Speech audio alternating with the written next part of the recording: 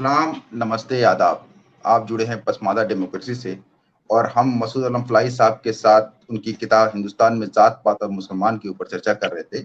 और इस सिलसिले में हम आज देवबंद मदरसे और उनके उस मदरसे से निकले हुए जो आलिम थे, उलमा थे, उनकी जातिवादी सोच पे हम बात करेंगे। हमने पिछले जब कोशिश की थी, इससे पहले भी हम पिछले हफ्ते कोशिश कर रहे थे कि हम मसूद आलम फलाई साहब से बात कर लें, लेकिन नेटवर्क इशू की वजह से हमसे ये समस्या आती है। आज भी वो समस्या आ रही थी। तो 11 बजे का ये शो 11:30 बजे शुरू हो रहा है। तो कोशिश करेंगे कि जल्दी जल्दी पहले अपनी बात रख लें, फिर आपके जो सवाल होंगे उन सवालों का भी जवाब देने की हम कोशिश करेंगे। तो मैं आपको दिखा दूं, वो किताब दिखा दूं। मसूद आलम फलाई साहब की इस किताब पे हम बात कर रहे हैं और देवबंद के उलमा के ऊपर हम बात कर रहे हैं। पिछले एपिसोड में हमने बात की थी जो बरेलवी उलमा हैं, उनके जातिवादी सोच के ऊपर हमने बात की थी। तो आप अपने सवाल साथ के साथ रखते रहें। हम इसका फॉर्मेट क्या है कि हम 30 से 40 मिनट के बीच में अपनी बात रख लेंगे।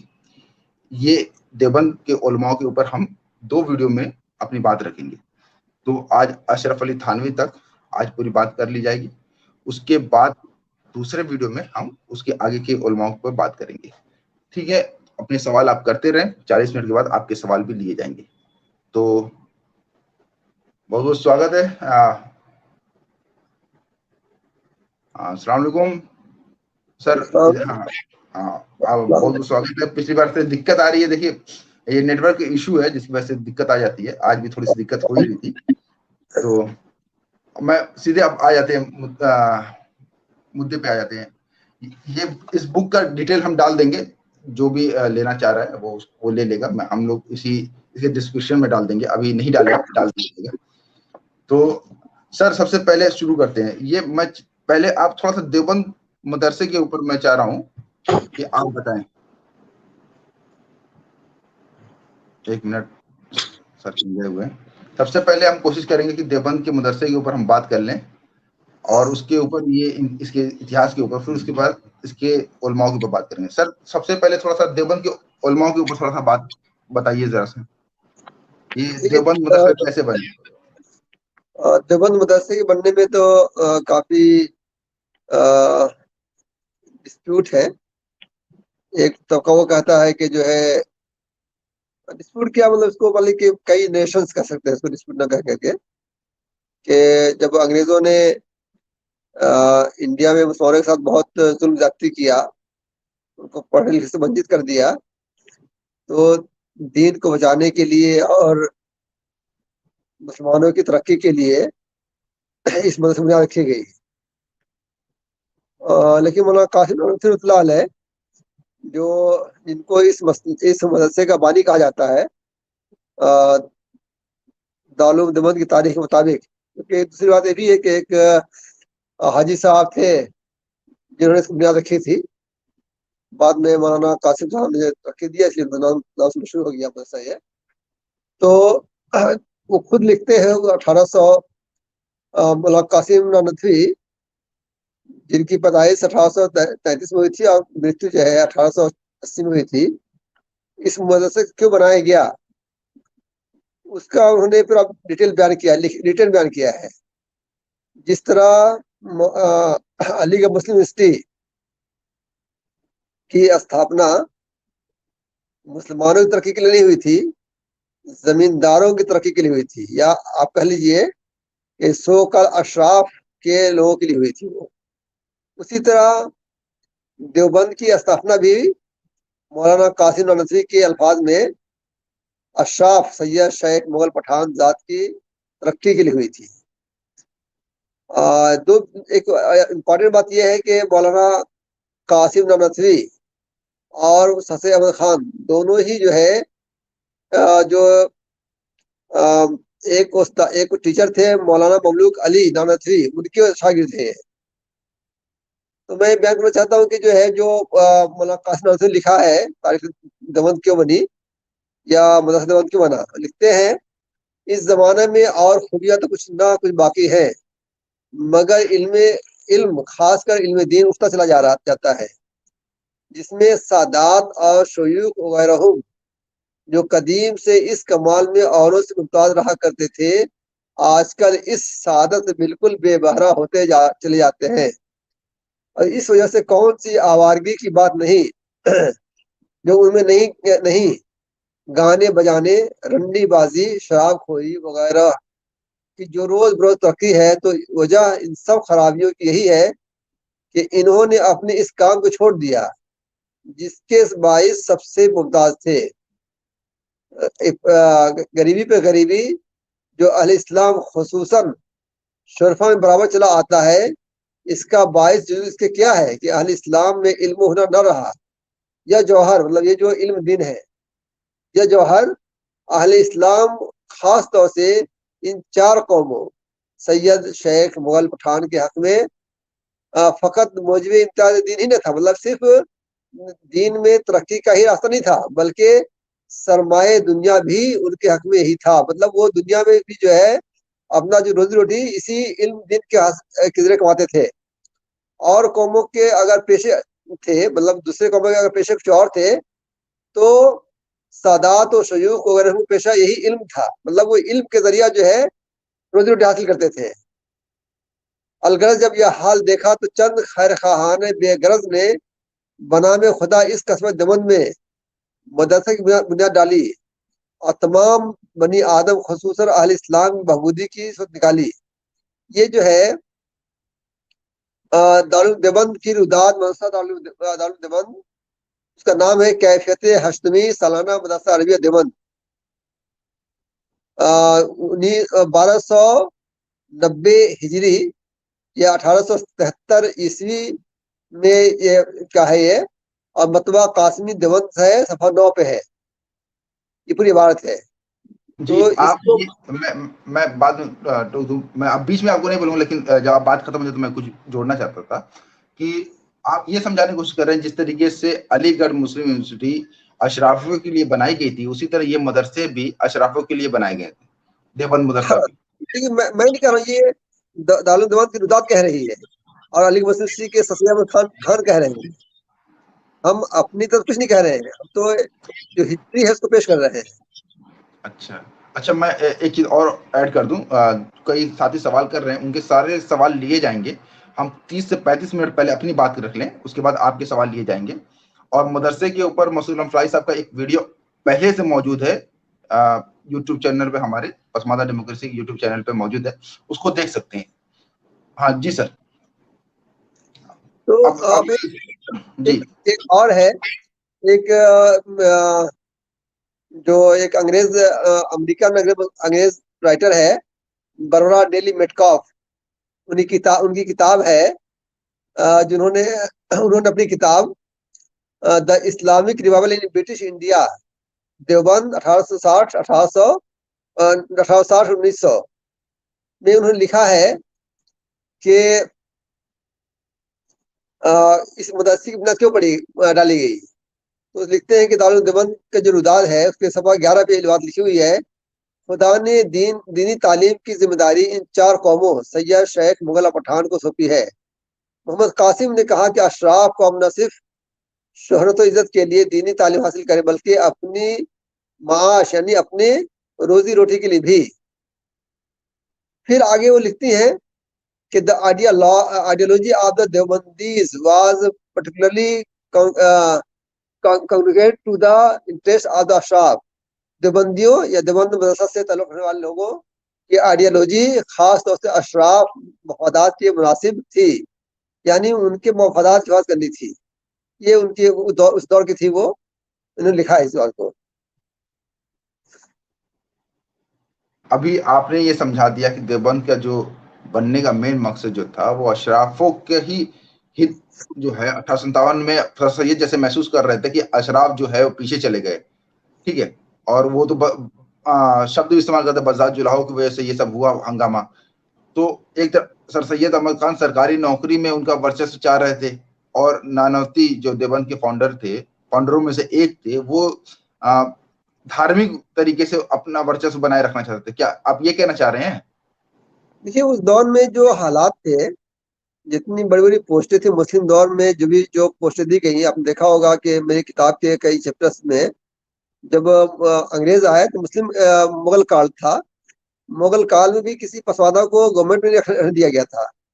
تو نیچرلی جو گورنمنٹ میں جو لوگ تھے تو مسلم اشرافی تھے, اور جب انگریز آئے تو انہیں کا زوال شروع ہوا تھا. جو پسماندہ تھے تو بیچارے وہی جیسے پہلے ان کی حالت تھی ابھی بھی حالت تھی, تو انہیں کو دیکھ کر تو یہ بنایا شخصیت نے, اور شخصیت نے کہا بھی اس بات کو, اور یہ مولانا قاسم نانوتوی بھی کہہ رہے ہیں اس بات کو کہ جب ان 4 قوموں کی بری حالت دیکھی کہ بہت برا حال ہے, مطلب روزی روٹی بھی نہیں مل پا رہی ہے اور برائیاں پھیل رہی ہیں, جس میں انہوں نے خاص طور سے جو الفاظ استعمال کیے ہیں وہ قابل غور ہے. وہ کہہ رہے ہیں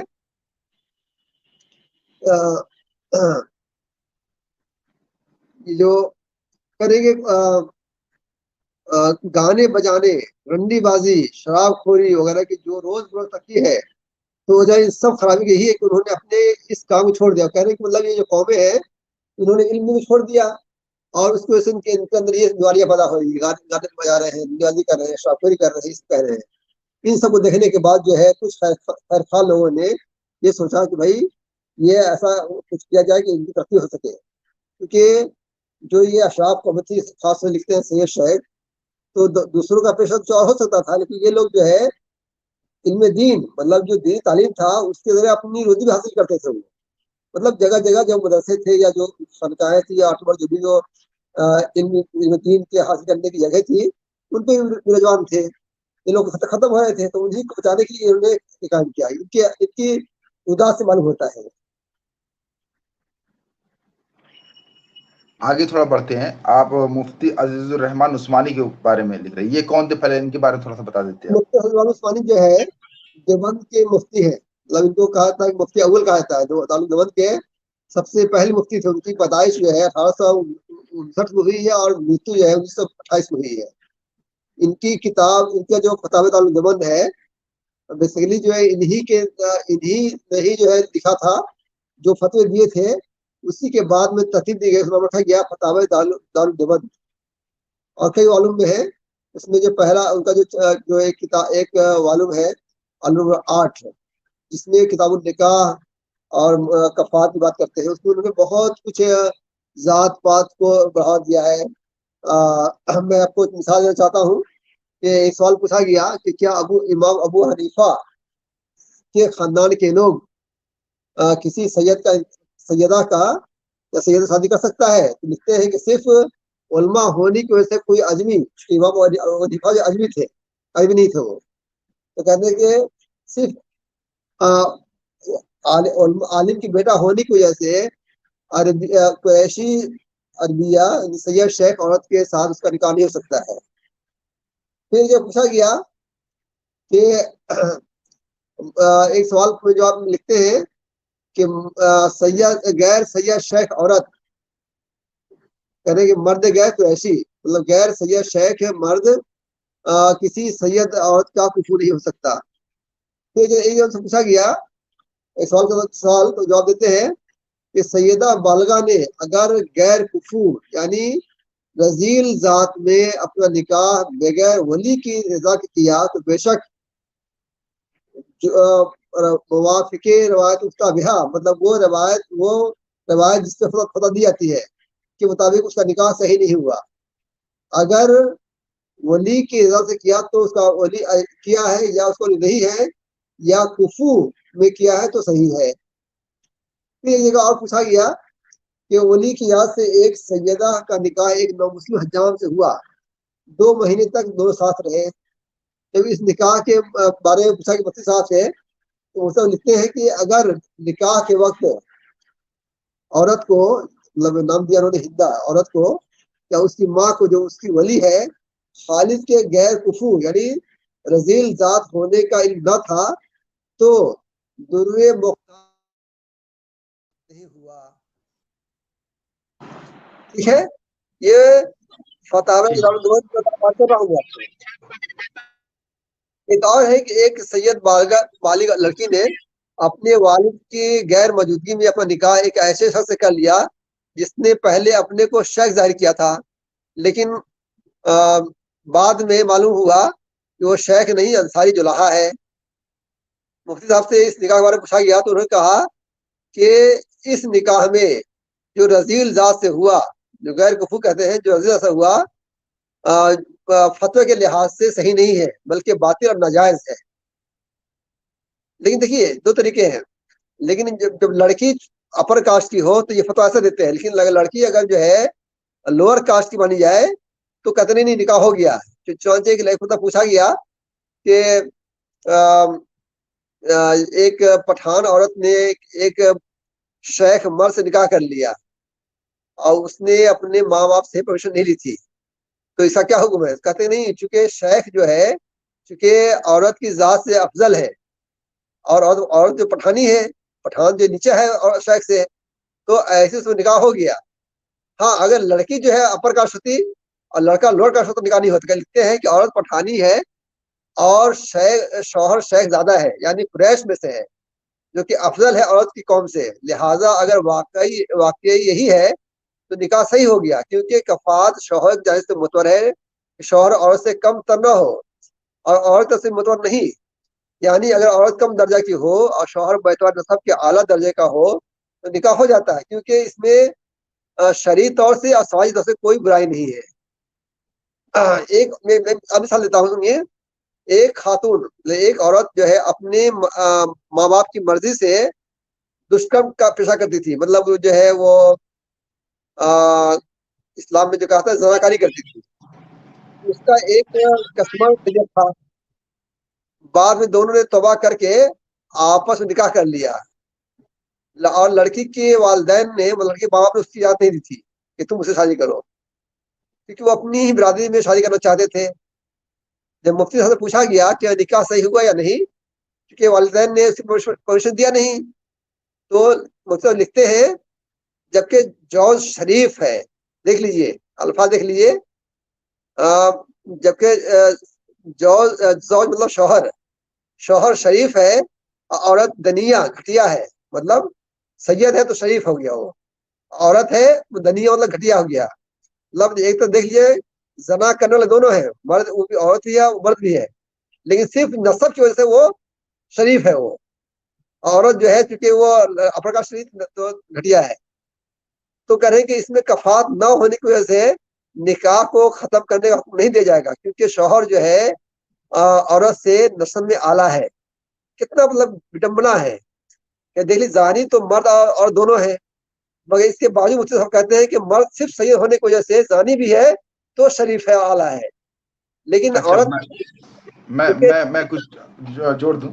دیکھیے ابھی ہم لوگ بات کیا کر رہے تھے کہ کیسے کفو جو شبد ہے وہ یہ ہے کہ شادی بیاہ میں مسلمانوں میں کون کس سے شادی کر سکتا ہے کون نہیں کر سکتا، اور یہ دیوبند کی ویب سائٹ پر آپ کو مل جائے گا کہ ایکویلٹی کی کیسے کون کس کے برابر کون کس کے برابر نہیں ہے۔ آفیشیل ویب سائٹ پہ ان کی یہ فتوے فتوے جو ہے آپ کو آفیشیلی ویب سائٹ پہ بھی مل جائیں گے۔ تو ابھی مسعود علم فلاحی صاحب پہلے جو وہاں کے مفتی تھے دیوبند کے، ان کے فتوے پڑھ رہے ہیں، جو ان کے فتووں کو کلیکشن کر کے دیوبند کے فتوے کے نام سے کتاب شائع کی نام اس کا ہے۔ ہاں، اب اس میں یہ دو کیس بتا رہے ہیں، ایک یہ کہ اگر لڑکی سید ہے تو کسی بھی حال میں کوئی اس سے شادی نہیں کر سکتا، لوور کاسٹ، ہاں لوور کاسٹ کا۔ لیکن لڑکی اگر سید نہیں ہے، لڑکا سید ہے، تو عورت کی ذات کو کمتر مانا جا رہا ہے، وہ مانا جاتا ہے کہ عورت کی ذات جو ہے پتت ہوتی ہے، کمتر ہوتی ہے، تو وہ اس سے شادی ہو جائے گی۔ پہلی بات تو یہاں پہ آپ دیکھیں کس طریقے سے عورت کو کس سے ٹارگٹ کر رہے ہیں۔ ایک تو پسماندہ کو تو نیچا ثابت کر ہی رہے ہیں، لیکن عورت کو خود بھی اپنے آپ میں وہ اور نیچا ثابت کر رہے ہیں۔ جیسے ایک ایگزامپل دے رہے ہیں کہ اگر اسلام کے پوائنٹ آف ویو سے شادی سے پہلے اگر ہم بستری اگر حرام ہے تو اس میں سید کو ہم بستری کرنے کے باوجود مانا جاتا ہے کہ وہ شریف ہے، وہ اچھی خاندان کا ہے، اور عورت کو نیچے مانا جا رہا ہے کہ بھائی تم تو ہوئی پتت، تم تو ہوئی کمی۔ جی سر، ایک سوال پوچھا گیا تھا کہ ایک جولاہا خاندان کی جوان لڑکی جس کی عمر 18 سال ہے، اس نے اپنا نکاح اپنی مرضی سے ایسے مرد سے جو شریف قوم کا ہے اپنے ماں باپ کی مرضی سے بیر کر لیا، تو یہ نکاح ہوا نہیں ہوا؟ تو لکھتے ہیں اس صورت میں نکاح عورت بالغہ عاقلہ، مطلب عاقل بالغ عورت کا نکاح جو کہ اس نے اپنی رضامندی سے شریف قوم کے مرد سے لیا ہے، اپنے ماں باپ یا ولی کی اجازت کے بغیر 2 گواہوں کے سامنے، وہ نکاح ہو گیا. چونکہ وہ کہہ رہے ہیں کہ کفو جو ہے عورت کی طرف سے مانا جائے گا، نہ کہ مرد طرف سے. مطلب عورت جو ہے، مرد جو ہے عورت سے کمتر نہ ہو، کیونکہ مرد جو ہے شریف قوم کا ہے، اور جو لاہا ہے اور جو لاہین ہے گھٹیا ہے وہ. تو اس میں اگر اپنے ماں کی مرضی سے نہ اپنے والدین کی پرمیشن نہ لی تھی تب بھی نکاح ہو جائے گا، وہ کہہ رہے ہیں.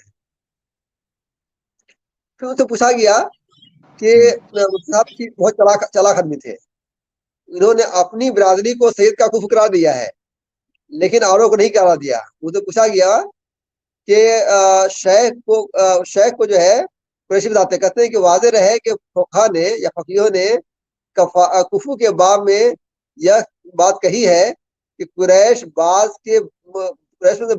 کے کفو ہے، لہذا شیخ صدیقی، شیخ فاروقی، شیخ عثمانی اتنے قریشی ہیں، سب سادات کے کفو ہیں. مطلب یہاں پہ کیا کھیل کھیلا ہے کہ پٹھان کفو نہیں ہو سکتا سید کا، مغل نہیں ہو سکتا، اور جو سو کل رزیل ذات کہے جاتے وہ تو ہو ہی نہیں سکتے ہیں وہ، لیکن شیخ سید وہ ہو سکتا ہے. کیونکہ مولانا مفتی عزیز الرحمن عثمانی صاحب جو شیخ عثمانی تھے، انہوں نے اپنی کاسٹ کو، یہ جتنے جو شیخ ہیں، شیخ صدیقی، شیخ فاروقی، شیخ عثمانی، اور اس کے علاوہ جتنے بھی جو قریشی شیخ ہیں، سب کو انہوں نے کہتے ہیں کہ ہاں یہ جو ہے کفو ہے سید کے. یہ پورا جو ہے ایک ان کی کتاب ہے ویٹیا شیکھر کی، cost nation with in nation. Cost ایک ملک ہے، ملک کے اندر. اسی طرح ان مولویوں نے بالکل جو ہے اسلام کے اندر ایک جو ہے نیا دین پیش کر دیا، برہمنواد، اس کو ہم اپنے اسلام کہتے ہیں ابلیس واد اور شیطان واد، اور بڑے چلاکی سے اسلام پیش کر رہا ہے. جی، نئے مسلمانوں کے بارے میں بھی جیسے ہم کئی بار آپ سوال کرتے ہیں نا کہ یہ کنورژن ہوا، تو ہم لوگ کا ماننا یہ کنورژن جو ہے ان لوگوں نے روکا، ان لوگوں نے کروایا نہیں، پر 800 سال حکومت رہی، کیونکہ انڈائریکٹلی تو روکا ہے. ہاں جو وہی میں کہنا چاہ رہا ہوں، پوری کوشش کی ہے کہ کنورژن نہ ہو، کیونکہ کنورژن انہوں نے دیکھیے ابھی بات ہو جائے کون نئے اگر کوئی مسلمان ہو جا رہا ہے تو وہ بھی برابر نہیں ہے. ابھی اس پہ مسعود فلاحی صاحب لکھے ہیں، ابھی بتائیں گے بھی کہ وہ کیسے پرانے مسلمانوں کے برابر نہیں ہے. تو اسلام تو سب کی سمجھنے کی بات کرتا ہے، ان مولویوں نے اپنی اور سے ایک نئی چیز جوڑ دی. یہ تو مسلم مسئلہ بورڈ بھی بات کہتا ہے، یہ بات کہتا ہے. مسلم مسئلہ بورڈ کی جو کتاب ہے مجموعہ قوانین اسلامی جو بھی چھپی ہے، اور جہاں کہا جائے کہ اس کو مانا جائے، اس میں لکھا ہے کہ جو نئے مسلمان ہیں وہ سید شیخ کے برابر نہیں ہو سکتے ہیں. مجھ سے پوچھا گیا کہ ایک شخص قوم کا ہندو تھا، مطلب ایک شخص جو ہے ہندو کا ذات کا تھا، وہ مسلمان ہو گیا، نماز روزہ کا پابند ہے، کیا وہ سید شاہ کی بیٹی کا کفو ہے یا نہیں؟ جواب دیتے ہیں شیخ سید کی لڑکی اس نو مسلم کفو نہیں ہے. ہاں کوئی نو مسلمہ یا دوسری قوم کی لڑکی سے اس کا نکاح ہو سکتا ہے. تو کیا اس کو آپ روکنا نہیں کہیں گے؟ روکنا کہیں گے آپ؟ نبی کریم صلی اللہ علیہ وسلم نے اپنے غلام سے اپنی بہن شادی کیا. حضرت حسین رضی اللہ عنہ نے کی بیوی کیا غلام تھی. ان کی حضرت حسین رضی اللہ کی شہادت کے بعد ان کے بیٹے ذی العابدین نے اپنی ماں کا نکاح، حضرت حسین کی بیوی کا نکاح اپنے غلام سے کر دیا. پھر حضرت امام ذی العابدین نے اپنی ایک لونڈی آزاد کیا، اسے نکاح کر لیا. تو اس دور کے جو خلیفہ تھے، شاید بنو امیہ کے تھے، وہ نام میں بھول رہا ہوں کیا نام تھا، اس نے کمنٹ کیا کہ ارے یار تم کیا کر رہے ہو. اس نے کہا کہ میں نے اللہ کے حکم کے مطابق، اللہ کے رسول کے حکم کا میں نے اس کو آزاد کیا، شادی کی.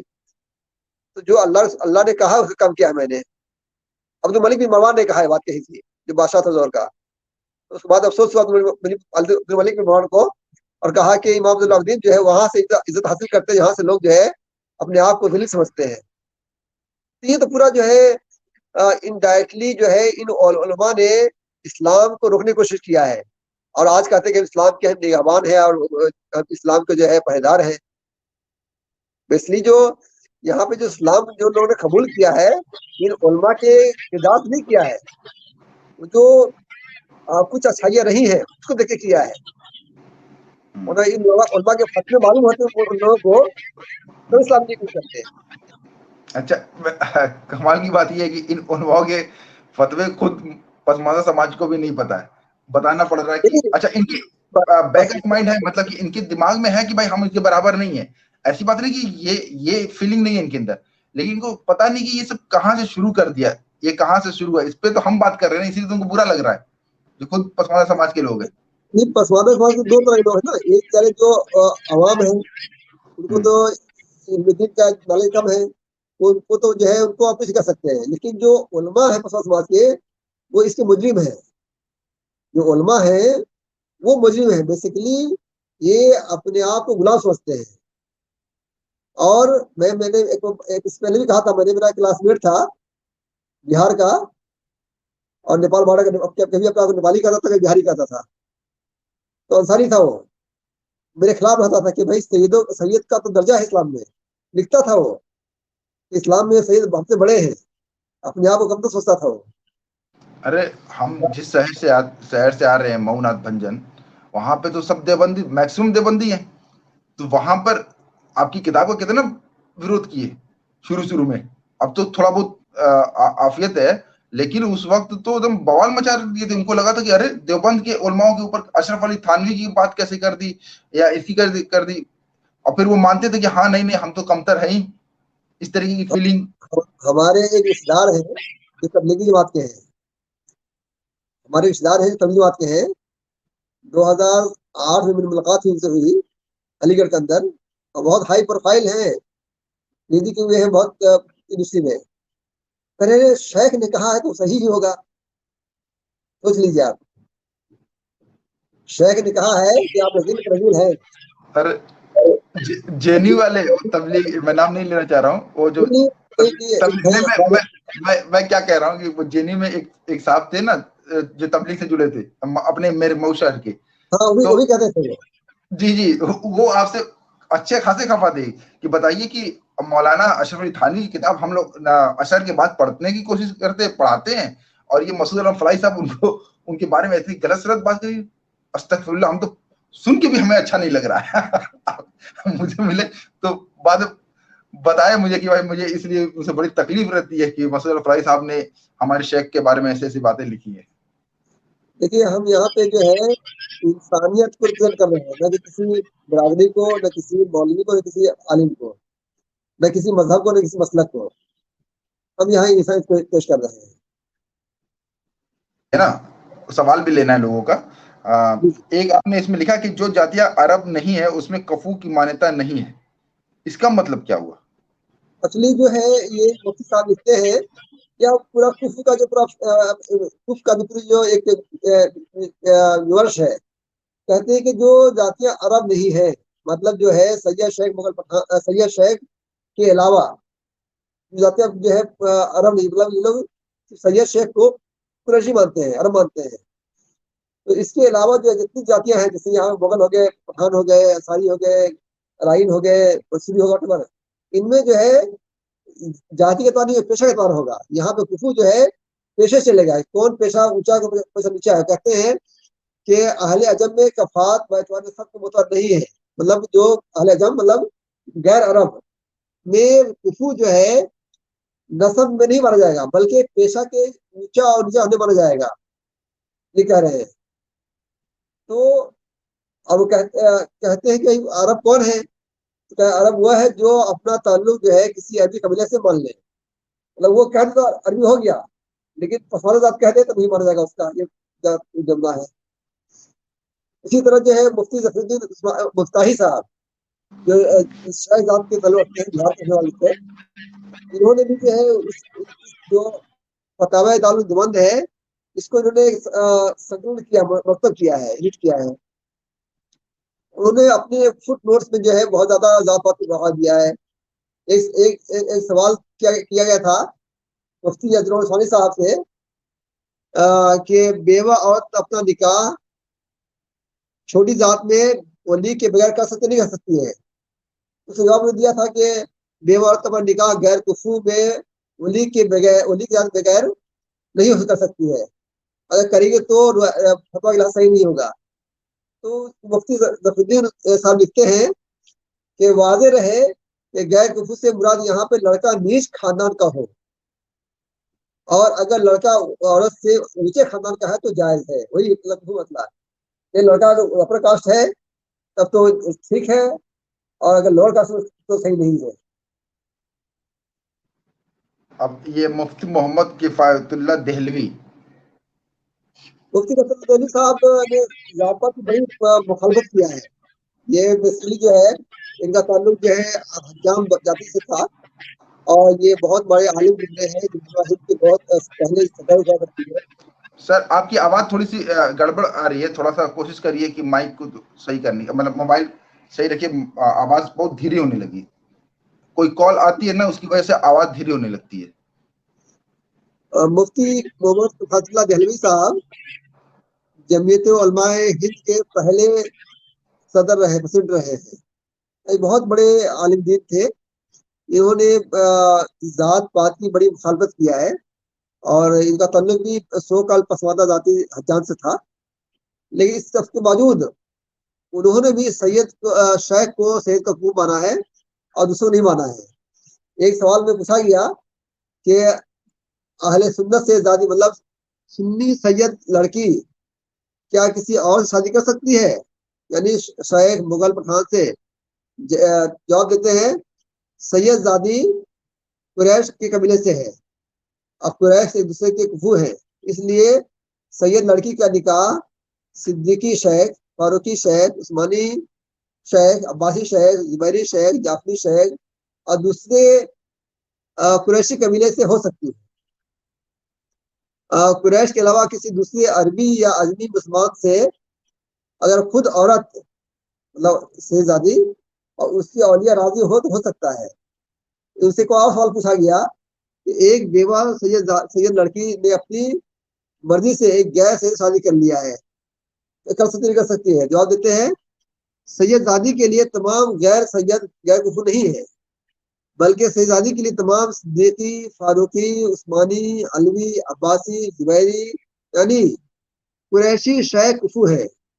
ان میں سے کسی کے ساتھ نکاح کر سکتی ہے، اور سیدزادی بالغہ غیر کفو میں اولیاء کی رضا مندی سے یا اس کے اولیاء میں کوئی نہ ہو تو اپنی مرضی سے نکاح کر سکتی ہے. بہت عجیب بات ہے کہ مولانا تعلق خود معذومہ رضی اللہ سے تھا، لیکن اس باوجود جو ہے یہ کفو کو ذات پات محبت کرتے ہیں، لیکن کفو کو اس حد تک مان رہے ہیں. جی، اور کیوں مان رہے ہیں یہ سب سے بڑا تر ہے. وہ اچھا لوگ سر، اب ہم مولانا اشرف علی تھانوی پہ جانا چاہ رہے ہیں. اس سے پہلے کچھ سوال لے لیں تاکہ لوگوں کو اس کا یہ سوال ہے، میں چاہ رہا ہوں تھوڑا تھوڑا سوال لے لیتے ہیں. ٹھیک ہے. پھر جیسے کوئی ایکس مسلم ہے، وہ پوچھ رہے ہیں کہ یہ کتاب کہاں سے ملے گی. میں نے بتا دیا کہ کتاب کا لنک دے دیا آن لائن ہے، یا جو ہے نیو کسی کمیونیکیشن دلی میں ہے اویلیبل. اچھا ٹھیک. اور شمع بانو نے السلام علیکم بھائی لکھا ہے. اچھا ایک سوال یہ ہے کہ دیوبند کے علماء کرام جاتی واد کیا ہے تو دیوبند کے علماء کرام ان کا رد اور کنڈم بھی کیا ہے. جیسے مئو کے بڑے مولانا نے مفتی شفیع محروم کی تردید میں بہت زبردست کتاب لکھی تھی. اور صحابہ کفات بھی شریعت لکھی ہے، وہ انصاری ذات کے تھے. مولانا محدث کبیر علامہ اکرم العظیم کے تھے، انصاری تھے. انہوں نے مفتی شفیع کی کتاب کی مخالفت کیا ہے، لکھا ہے انہوں نے. تو اب ہم یہ نہیں کریں کہ دیوبند کے سارے علماء ایسے ہیں جنہوں نے کیا. اسے میں آگے بتاؤں گا آپ کو میں کہ دیوبند کے بہت سے علماء ہیں یا جنہوں نے اس کو کنڈم کیا ہے، اور آگے آئے اس بات کو بیان کریں گے. اس کو ہم فائنڈ آؤٹ کر رہے ہیں جو انہوں نے بڑھا دیا ہے اس کو. اچھا میرا سوال الگ طریقے سے ہوتا ہے. میں یہ کہہ رہا ہوں ٹھیک ہے، آپ تنویر حسن صاحب اگر آپ مان رہے ہیں کہ یہ جو مولانا نے غلط کیا ہے، تو کیا دیوبند نے اس کا کنڈیم کیا؟ ایک سنستھا کے روپ میں کیا ان کی ذمہ داری نہیں بنتی وہ کہے کہ اشرف علی تھانوی نے جو یہ جاتی واد پھیلایا یا عثمانی صاحب نے جو جاتی واد پھیلایا ہم اس کو کنڈیم کر رہے ہیں، اور دیوبند سنستھا جو ہے یہ بات نہیں مانتی؟ کیا انہوں نے یہ بات کہی؟ مان لیجیے ابھی پسماندہ کی آج تک نہیں مان کیا. لیجیے मैं एक बात कह रहा हूँ, कोई पसमानदा संगठन के नाम से 2-3 संगठन है, मान लीजिए कोई भी एक संगठन की बात कर रहा हूँ, वकार भाई वाला संगठन या यूनुस भाई वाला संगठन, कोई भी संगठन ये बोले कि भाई हम कोई ऐसा बयान देते, तो वो संस्था की जिम्मेदारी होती है ना कि वो आगे बोले कि नहीं भाई हम इस हमारे व्यक्ति का ये जो बयान है हम इसके साथ नहीं है। या ऐसे सुनते ही है भाजपा के कोई प्रवक्ता कुछ बोल देता है तो भाजपा बोलती है ना कि हम इसके साथ नहीं है। तो क्या इस तरीके कोई जिम्मेदारी ली? अगर नहीं ली जिम्मेदारी, ये नहीं कंडेम किया, इसका मतलब ये नहीं है कि वो इस बात को मानते हैं। ये ना समझा जाए उनकी किताबें चलती कि नहीं चलती देवबंद के अंदर। जी आगे सवाल ले लेते हैं। अब एक ये है हसन रजा, वो पूछ रहे हैं कि पसमानदा मुसलमान, मैं स्क्रीन पर भी डाल देता हूँ, पसमानदा मुसलमान अशराफ के भेदभाव से बचने के लिए अपनी अलग संस्था व बोर्ड, अपने अलग स्कूल, खानका, दारुलूम कायम क्यों नहीं करते जिससे उनके लोग अपने मुख्य धारा में शामिल हो? तो देखिए हम यहाँ पे किसी कौम की लड़ाने बात नहीं हो रही है। पहली बात है कि जो मानसिक गुलामी से बचने, और जो पसमानदा में आपस में जो कास्ट सिस्टम है, क्या हम ये बात नहीं जानते हैं कि विभिन्न जो सो कॉल्ड जो ओबीसीज हैं उनके अंदर कास्ट सिस्टम जो अशराफों से ज्यादा है। अशराफों के यहाँ जो है आपस में ब्याह हो जाती है, लेकिन क्या किसी ओबीसी में शादी होती है? नहीं होती है। पहले अपने आप को ये जो मनुवाद है पसमानदा खत्म कीजिए, अगर ये खत्म कर लेंगे तो ऑटोमेटिकली वो चीजें खत्म हो जाएंगी। मैं यहाँ पे एक बात और जोड़ दूं, ये ग्रेडेड इनक्वालिटी की बात है जो बाबा साहब ने कहा था कि वो कैसे ऊपर से नीचे की ओर जाती है, और नीचे वाले जितने होते हैं वो अपने से नीचे एक जाति बना लेते हैं, क्योंकि उनको सुपीरियर होने का एक बोध होता रहे कि भाई हम सैयद तो नहीं हो सकते, अगर हम अंसारी हैं तो अंसारी से नीचे हलालखोर है तो हम हलालखोर पे ही पूरा अपना जो है वर्चस्व दिखा देंगे कि हाँ तुम नीच हो, हमसे कम हो। तो ये इसकी जो मानसिकता तैयार होती है ऊपर से ही तैयार होती है। इस पे हम पहले बहुत बार बात कर चुके हैं, एक अलग से वीडियो भी बना के डाल दिया था हमने, तो वो आप इस पे देख लीजिएगा। अगला सवाल ले लेते हैं कि इस्लाम, फिर एक्स मुस्लिम कोई है वो पूछ रहा है कि इस्लाम में जातिवाद का मुख्य स्रोत क्या है। मैं पहले बोल दूं फिर सर आप बोलिएगा। जात पात और मुसलमान इस किताब के का कई हिंदी मतलब सारांश मैंने प्रस्तुत किया है, अलग प्ले लिस्ट में जाके देखिएगा, उसमें आपको डिटेल में इस पे बात हमने की है, इस पे मिल जाएगा। या ओरिजिन ऑफ कास्ट के नाम से मसूद फ्लाई साहब का भी वीडियो मौजूद है। जी सर, थोड़ा सा कुछ ब्रीफ में कुछ बता दें। देखिए इस्लाम में तो कास्ट सिस्टम नहीं है, ये मौलवियों की फैलाई हुई है। बेसिकली जो पुरानिक हिस्ट्री है इसका बानी शैतान है, इब्लीस है, इसने बर्थ के बेस पे उस चीज का कसर पैदा किया है, और जो लोग मानता है तो वो उसके शैतान के फॉलोअर है। अच्छा, अब एक सवाल और आ रहा है कि पसमानदा मुसलमान में एकता कायम करने की, वैवाहिक संबंध स्थापित करने की मुहिम कोई नहीं चलती, जो एकता की सबसे मुख्य बात है। इससे चलाने की जरूरत है। हम तो सिर्फ पसमानदा बात नहीं करते हैं, हम तो कहते हैं जितने मुसलमान हैं सब में रोटी बेटी का मसला हमें होनी चाहिए, ताकि जो है ये जो गैर इस्लामी चीज आई वो खत्म हो। अच्छा, ये तनवीर हसन साहब फिर लिख रहे हैं कि हर कबीले की आदतें अलग है, निभा नहीं होगा। अरे भाई आज बताइए कि आज मैं दिल्ली में रह रहा हूँ, एक मिनट मैं बता दूं, दिल्ली में मैं रह रहा हूँ और दिल्ली में वही लाइफस्टाइल मैं जी रहा हूँ जो और कोई जी रहा है, लेकिन मुझसे रिश्ता नहीं होगा क्योंकि मैं एक अलग कास्ट का हूँ, सैयद नहीं हूँ, और सैयद मुझसे गरीब है, उसकी लाइफस्टाइल मुझसे खराब चल रही है, लेकिन वो अपने आप को इस तरह सुपीरियर मान लेता है। तो आज जो कबीले की आदतें जो आप बोल रहे हैं वो यहाँ पे कहाँ काम कर रही है? जी, ये सोशोलॉजी का एक थ्योरी है, सोशल चेंज। हमेशा समाज बदलता रहता है, और समाज गांव से शहर जाता बदलता है, शहर से और बड़ा शहर जाता बदलता है।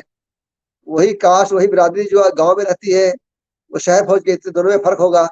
इसलिए मैचिंग जो है कुफू इसलिए इस्लाम में क्या है, मैचिंग।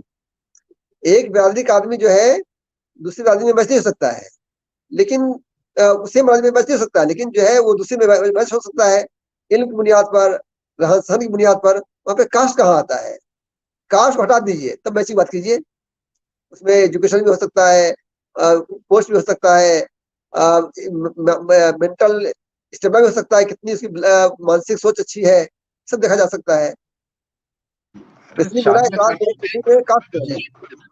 शादियां हम करते तो हम आम तरीके से देखते ही हैं। हमारा जो एतराज है कि आप जन्म आधारित जाति की बात कर रहे हैं, ये वो कफू का पार्ट है। क्या हम, मेरी बहनों की शादी होती है, हम नहीं देखते कि लड़का क्या कमा रहा है, कैसे कमा रहा है, ठीक है, कहाँ रहेगी, جا کے یہ سب دیکھتے ہیں نا، تو یہ تو دیکھیں گے، یہ تو نیچرل بات ہے. لیکن ہم یہ دیکھنے لگے کہ وہ جنم آدھارت کاسٹ کے پہ وہ اوپر ہے کہ نیچے ہے، تو یہ یہاں سے سمسیا شروع ہو رہی ہے.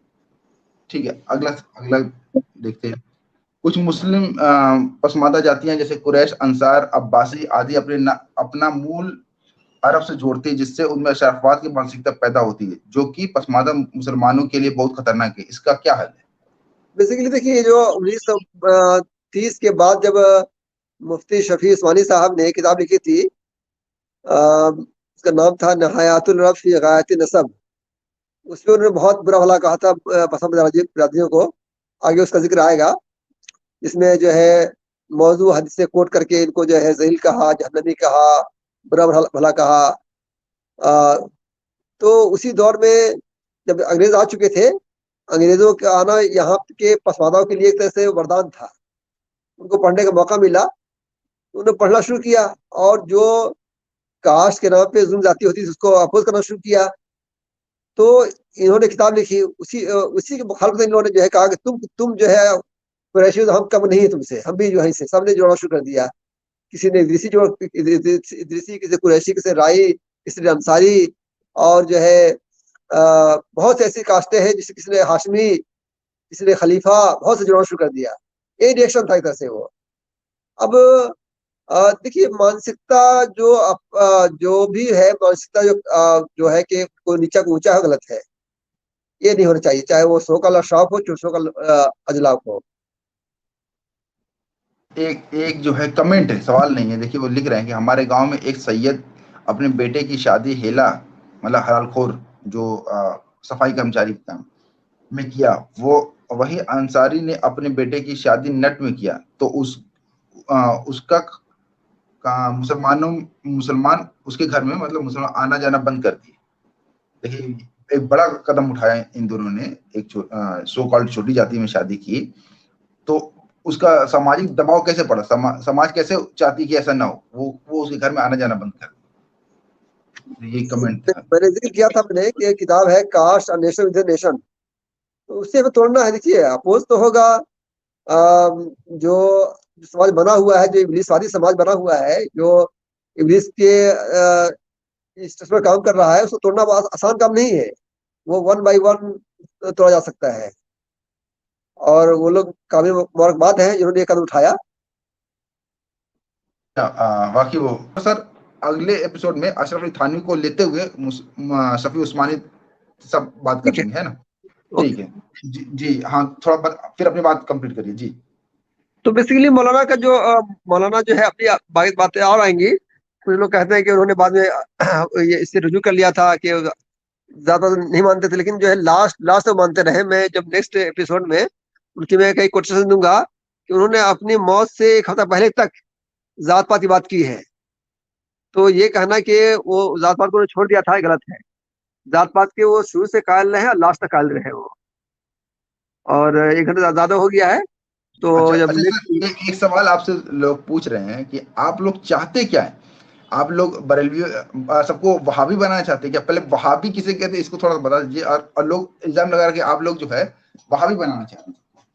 دیکھیے، مولانا نواب صدیق احسن خان بھوپالی کی کتاب ہے مسئلہ وہابیت. تو انہوں نے لکھا ہے کہ جو ہے انگریزوں کے دور میں جو ہندوستانی جو ہے بھارتی انگریزوں کے خلاف لڑ رہے تھے، ان کو وہابی کہتے تھے، باغی. اچھا. اور بریلوی جو ہے دیوبندی کو وہابی کہتا ہے، دیوبندی جو ہے اہل حدیث کو وہابی کہتا ہے. تو لفظوں کا کھیل ہے اور مولوی کا دین ہے. جس کو چاہو وہابی کہہ دو، جس کو چاہو جو ہے وہ ناستک کہہ دو، جس کو چاہو جو ہے اسلام سے باہر کہہ دو، کافر کہہ دو. اسلام جو ہے، ایمان جو ہے اللہ کا رشتہ ہے اور بندے کا رشتہ ہے. دیکھیے، یہ بیان کرنے کا مقصد یہ ہے کہ اسلام کی جو صحیح اسپرٹ لائی جائے. میں شروع سے کہہ رہا ہوں، میں کسی مسلک، کسی مذہب، کسی ذات سے میرا کوئی پرابلم نہیں ہے.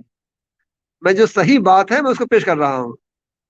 اور اگر کوئی اپنے آپ کو سمجھتا ہے کہ اس سے کوئی وہابی بن رہا ہے تو اس کی دین ہے. اگر صحیح بات مان لیجیے، آپ کوئی وہابی کہتا بات پہ آپ کو فرق کرنی چاہیے. بھائی صحیح بات کہہ رہا ہے. انگریزوں نے یہی کیا تھا نا، انگریزوں نے یہی کیا تھا. ایک سوال اور کئی لوگ کہتے ہیں کہ آپ نے جو اس کتاب میں کوٹیشن دیا ہے وہ آپ نے جو ہے کاٹ کے مطلب کہ سندرب سے کاٹ کے بات کرنے کی کوشش کی ہے. ایک بات یہ کہتے، دوسری بات یہ کہتے ہیں کہ غلط سلط ریفرنس آپ نے دیا ہے، یہ ریفرنس نہیں ہے. تو اس کے اوپر بتا، کیونکہ آپ نے پورے ریفرنس صحیح بات، جو بھی صاحب یہ کتاب لیں گے ہندی میں یہ کتاب آ جائے گی دسمبر تک، امید ہے دسمبر جنوری تک آ جائے گی کتاب. تو ہندی میں آ جانے کے بعد تو سبھی کے پتہ چلے، لیکن اردو میں کم ہی لوگ جانتے ہیں، اس لیے اس پہ میں چاہ رہا تھوڑا بول دیتے. کیونکہ ایک کہاوت ہے کہ جھوٹ کو اتنا جھوٹ بولو کہ وہ سچ کہلانے لگے. ایک کہاوت ہے کہ ایک پنڈت جا رہا تھا تو وہ بکری بچہ لیا ہوا تھا. 4 چور ملے، کہا بھائی کہ کتے بچہ ہے، یعنی بکری بچہ ہے. پھر آگے دوسرا چور کھڑا تھا، کہا کہ کتے بچہ ہے، اس کو ڈانٹ دیا بھائی بکری بچہ ہے. تیسرا چور ملا تو کہا کہ ارے تو کتے بچہ ہے، اس کو ڈانٹ دیا. کچھ دوری جا کے چوتھا چور ملا، کہا ارے پنڈت جی کتے بچہ کہاں لے کے جا رہے ہیں. تو اس کو لگا کہ ارے ایسا تو نہیں، کتا ہی بچہ ہے، میں بکری کا بچہ سمجھ لے جا رہا ہوں. اسے چھوڑ دیا اور چور نے اٹھا لیا، بچے اٹھا لیا.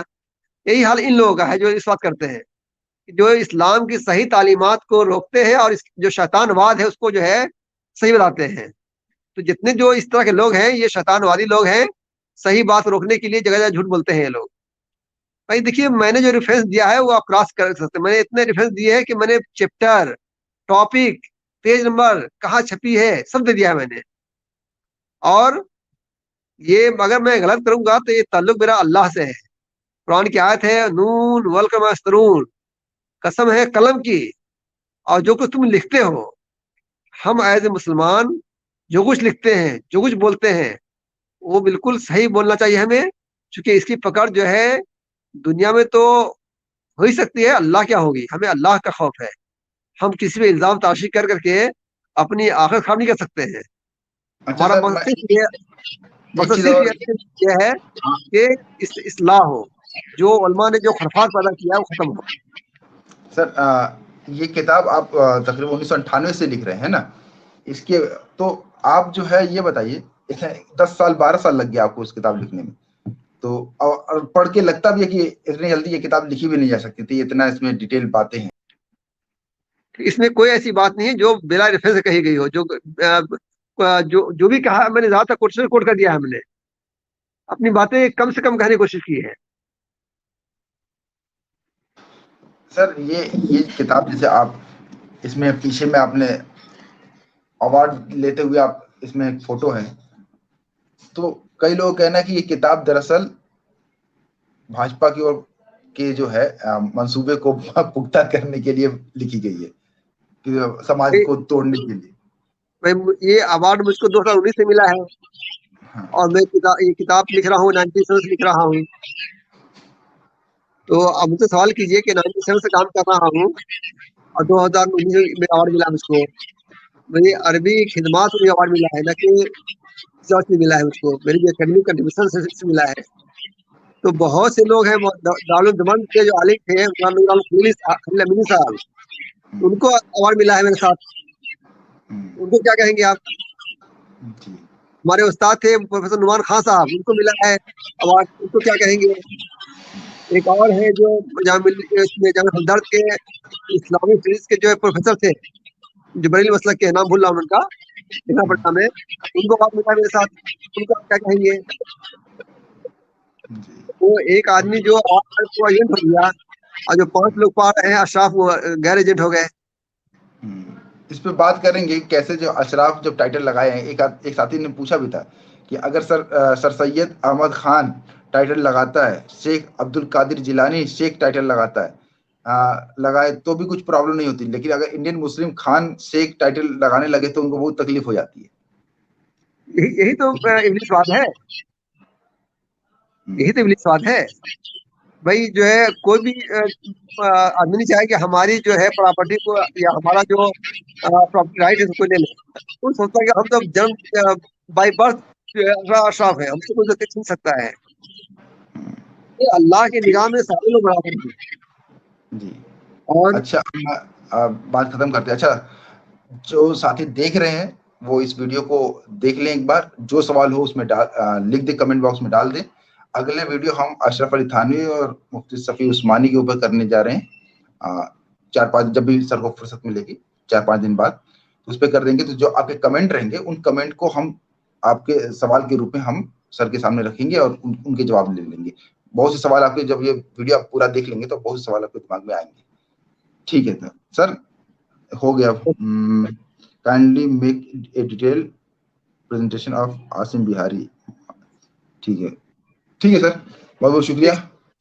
Thank you. جے پسماندہ, جے ہند. Thank you.